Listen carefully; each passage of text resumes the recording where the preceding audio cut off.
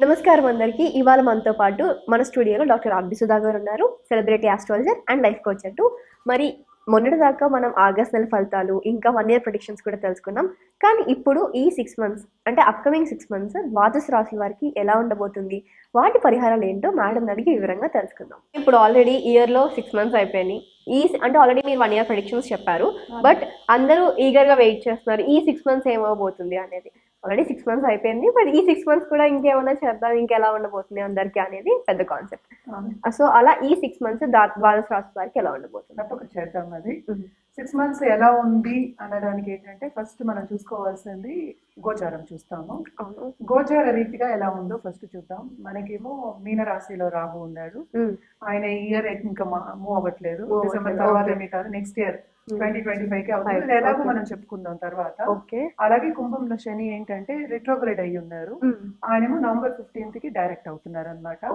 అలాగే మనం చూసాము అంటే గురు ఏమో మనకి నెక్స్ట్ ఇయర్ మళ్ళీ మారుతున్నారు.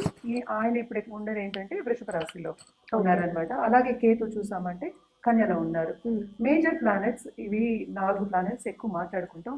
మిగతావన్నీ ఏంటంటే మూన్ అయితే ఒక రాశిలో 2.5, 2.5, 3 రోజులు అంతా ఉంటుంది. సన్ అయితే ఒక 30 రోజులు. మనకి తెలిసిన నెల అలాగే వస్తుంది. అలాగే వీనస్ కానీ మార్స్ కానీ మళ్ళా ఇంకా మెర్కురీ కానీ 30 రోజులు, 40 రోజులు, మ్యాక్స్ 60 days లోపల మనకి మారుతూ ఉంటాయి కనుక మనకి దాన్ని బట్టి ప్రెడిక్షన్స్ అనేవి మనం చెప్పుకుంటూ ఉంటాం అనమాట. జనరల్ గా అయితే మేజర్ ప్లానెట్స్ మనం ఎక్కువ చూస్తాము. ఎలా ఉంటాయో మనం ద్వాదశ రాశులకి మాట్లాడతాం. ఇప్పుడు ఈ 6 మంత్స్ కుంభరాశి వారికి ఎలా ఉండబోతుంది? కుంభరాశి వాళ్ళకి కూడా బాగానే ఉంటుంది. కంఫర్ట్ లెవెల్ అనేది ఇంక్రీజ్ అవుతుంది. కంఫర్ట్ లెవెల్ ఇంక్రీజ్ అవ్వాలంటే ఖరీదైన వస్తువులు కొనుక్కోవాలి, అంతే కదా. ఇప్పుడు ఒక కార్ ఉంది అనుకో, ఈ కార్ కాకుండా ఇంకో కార్ మంచి కొత్త పెద్దది అనుకోగల కొత్త కార్ ఏదైనా రిపేర్లు రాకుండా లేకపోతే స్మూత్ గా ఉన్నది అలా కొనుక్కోవడం అనేది జరుగుతుంది. ఎందుకంటే మనకి సెకండ్ లార్డ్ ఏమో 4th లో ఉన్నది. జూపిటర్ సంచారం కొంతవరకు మంచి రిజల్ట్స్ ఇస్తుంది. కానీ వీళ్ళకి ఏ లాక్స్ అని ఉంది, అందరికీ తెలిసిన ఒక విషయం. సో మిశ్రమ ఫలితాలు ఘోషిస్తున్నాయని చెప్పుకోవాలి మళ్ళాను. కానీ ఏంటంటే వీళ్ళకి నవంబర్ వరకు కొంతవరకు బాగానే ఉంటుందని చెప్పుకోవాలి. దీంట్లో ఆర్థికంగా గ్రోత్ అనేది ఉంటుంది. అలాగే లోన్స్ తీసుకున్నా కూడా అక్కడ వస్తువు అనేది కనిపిస్తుంది అనమాట. అంటే నువ్వు శ్రమ పడుతున్నా ఒక ఫలితం అనేది కనిపిస్తుంది. ఈఎంఐస్ ఉన్నాయి, అక్కడ ఒకటి కనిపించాలి కదా వస్తువు, మరి ఈఎంఐస్ ఉంటే అలాగా సద్వినియోగం, శుభ ఫలితాలు కొన్ని కనిపిస్తున్నాయి అనమాట. సో బాగానే ఉంటుందని చెప్పుకోవాలి. అలాగే ట్రావెలింగ్ అనేది చాలా అధికం. ట్రావెలింగ్ లో వీళ్ళకి శ్రమ పడే యోగం అనేది ఎక్కువ కనిపిస్తోంది. తప్పక ఏంటంటే వాళ్ళ వినోదాల కోసం తప్పక ట్రావెల్ చేస్తారు. అంటే హ్యాపీనెస్ గురించి బ్రేక్ తీసుకోవడానికి కానీ అలా ట్రావెలింగ్ అనేది ఎక్కువ కనిపిస్తోంది. బాగుంటుంది అని చెప్పుకోవాలి. నవంబర్ వరకు ఉంది.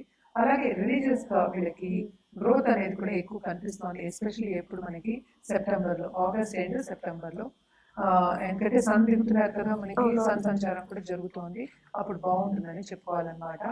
సెకండ్ రాహు ఉన్నారు కనుక సడన్ గా డబ్బు వచ్చే సూచనలు కనిపిస్తున్నాయి, ఎస్పెషల్లీ బిజినెస్ పీపుల్ కి. అండ్ ఆన్లైన్ బిజినెస్ లో ఉన్న వాళ్ళకి బాగా లాభాలు అనేది చూస్తారు. ఎస్పెషల్లీ ఎవరు కన్సల్టెంట్స్ కానీ లేకపోతే విడిగా మనకి ఫైనాన్షియల్ కన్సల్టెంట్స్ ఉండొచ్చు, లేకపోతే ఒక కంపెనీ కన్సల్టెంట్స్ కింద ఉండొచ్చు. అలాగే విడిగా చేసేవాళ్ళు, ఇండివిజువల్ గా చేసే వాళ్ళందరికీ బాగుంటుందని చెప్పాలి. అండ్ ఆల్సో వీళ్ళకి ఆగస్ట్ సెప్టెంబర్ ఫుడ్ బిజినెస్ లో ఉన్న వాళ్ళకి చాలా బాగుంటుందని చెప్పుకోవాలి. శ్రమ పడతారు కానీ తప్పక ఫలితం అనేది కొంచెం చూస్తారు, ఎక్కువ చూడరు. అందుకనే మిశ్రమ ఫలితాలు సో కొంచెం చూస్తారు అని చెప్పుకోవాలన్నమాట. అండ్ ఆల్సో మనం చూసాము అంటే మనకి 8th లో కేతు పడ్డాడు, 2nd లో రాహు పడ్డాడు కనుక వీళ్ళకి గుప్త సబ్జెక్ట్ మీద ఇంట్రెస్ట్ కలుగుతుంది. హెల్త్ కూడా అదే విషయం మీద చూసాము అంటే హెల్త్ కొంచెం సెన్సిటివ్ అయ్యే ఛాన్సెస్ ఎక్కువ కనిపిస్తున్నాయి. సో తప్పక హెల్త్ అనేది కాపాడుకోవాలి. అలాగే మనం చూసామంటే ఇంట్లో కొన్ని డిసగ్రిమెంట్స్ అవ్వడం కానీ, పెద్దవాళ్లతో కొన్ని విభేదాలు రావడం కానీ, ఫ్యామిలీ పరంగా అంటే ఎక్స్టెండెడ్ ఫ్యామిలీ పరంగా కొన్ని ప్రాబ్లమ్స్ రావడం కానీ జరిగే ఛాన్సెస్ ఎక్కువ కనిపిస్తున్నాయి. ఎవరైనా కోర్ట్ కేసెస్ ఉన్నాయి, ప్రాపర్టీ ఇష్యూస్ ఉన్నాయంటే అది తొందరగా తేలదు, అది పొడిగించడమే జరుగుతుంది. అండ్ ఆల్సో అది జాగ్రత్తగా చూసుకోవాలి, అంతవరకు వెళ్లకుండా చూసుకోవాలి. అలాగే ఒక వస్తువు పోయే ఛాన్సెస్ ఎక్కువ కనిపిస్తున్నాయి అన్నమాట. అండ్ ఆల్సో కార్ నడిపినట్టు ఏదైనా వాహనం నడిపినప్పుడు కూడా కొంచెం జాగ్రత్తగా ఉండడం అనేది మంచిది. ఇది సూచన రోజు పాటించవలసిందే పోతుంది. అండ్ ఆల్సో మనం చూసామంటే మనకి రెమెడియల్ మెషర్స్కి వచ్చామంటే మనం తప్పక గణపతికి చేయాలి. లక్ష్మీ గణపతికి చేయడం అనేది ఎక్స్ట్రీమ్లీ ఇంపార్టెంట్. ఎందుకంటే అటు కుటుంబ పరంగా ఆర్థిక ఆర్థిక పరంగా పరంగా. బాగుండాలి అనేది ఆ సూచన అన్నమాట. అండ్ ఆల్సో శని చాలీస చదువుకోవడం కానీ, నవగ్రహ స్తోత్రం చదువుకోవడం ఎవ్రీడే చదువుకోవచ్చు, కానీ సాటర్డే చదువుకోవడం అనేది వెరీ ఇంపార్టెంట్. నవగ్రహ చుట్టూ ప్రదక్షిణ చేయడం అనేది ఎక్స్ట్రీమ్లీ ఇంపార్టెంట్ ఆన్ సాటర్డేస్ అన్నమాట. ఇవన్నీ చేసుకోవచ్చు. దీనికన్నా ఎక్కువ చేయాలి అంటే మన రాహుకేతు పూజలు, అంటే కాలసర్ప నివారణ, దోష నివారణ పూజలు చేయించుకోవడం అనేది ఇంపార్టెంట్ అన్నమాట. అది వాళ్ళ జాతక రీత్యా అవుతుంది. జనరల్ రెమెడీస్ అయితే తప్పక ఈ రెమెడీస్ అన్ని చేసుకుంటే వీళ్ళకి బాగానే ఉంటుంది, కొంతవరకు బాగానే ఉంటుంది అని చెప్తున్నాను. సో ఈ రాశి వాళ్ళు ఏంటంటే తప్పక దుర్గాదేవికి మనకి వచ్చేదంతా కూడా ఇప్పుడు పండగలు, శ్రావణ మాసం పండగలన్నీ ఇంకొక తర్వాత ఒకటి ఉంటాయి. అవును. సో దుర్గాదేవికి చేయడం, అలాగే శని చాలీస చదువుకోవడం, దుర్గా చాలీస చదువుకోవడం, శని చాలీస చదువుకోవడం చాలా మంచిది. అలాగే ఓల్డ్ ఏజ్ హోమ్ కి వెళ్ళి అన్నదానం చేయడం అనేది ఎక్స్ట్రీమ్లీ ఇంపార్టెంట్ అన్నమాట. చాలా బాగుంటుంది వీళ్ళకి. అలాగే ఏంటంటే ఒక ప్రాణికి అన్నదానం కానీ ఏదైనా ఆహారం పెట్టడం కానీ చాలా చాలా మంచిది అన్నమాట. తప్పక ఈ పరిహారాలు చేస్తే చాలా బాగుంటుంది. ఇక్కడ కట్టు, ఇదేమో జనరల్ ప్రెడిక్షన్స్.